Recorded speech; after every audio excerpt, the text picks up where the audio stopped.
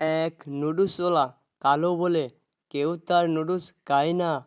মনের সুখে সে পেট্রোল দিয়ে শরীরে আগুন জ্বালিয়ে দিবে। এক সাধু এসে বলে, বাবা তোমার কি হয়েছে? আমি কালো বলে কোনো কাস্টমার আসে না। তারপর সাধু তাকে ওষুধ খাইয়ে দিল। সে সুন্দর হয়ে গেল। সাধু সেখান থেকে চলে গেল।